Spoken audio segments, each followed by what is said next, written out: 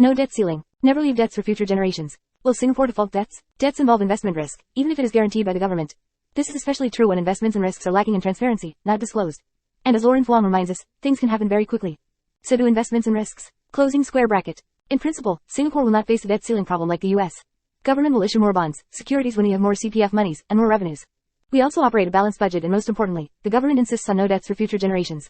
So, it is very unlikely the government will default on debts, especially CPF monies.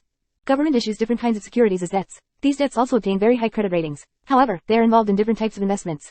All investments involve risks, and risks are related to returns. MAS and GIC have low risk preference, while Temasek involves higher risk and higher return.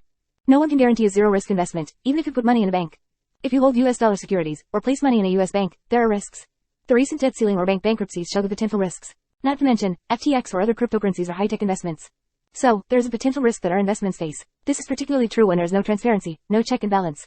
One way to avoid default is to raise tax, cut subsidies, welfare, extend retirement age, and cut pension benefits.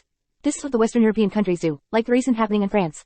Singapore did the same things on a smaller scale: CPF withdrawal age, GST, less medical subsidies, tuition fees. Lauren Huang reminded us that things can happen very quickly in politics. In the financial world, things can happen even faster than politics. Just look at the bank bankruptcies. We may not see debt default in Singapore. In return, we will likely see more increases in taxes, fees, expenses, but less medical, social benefits. And we don't know whether this is due to investment risks or a balanced budget.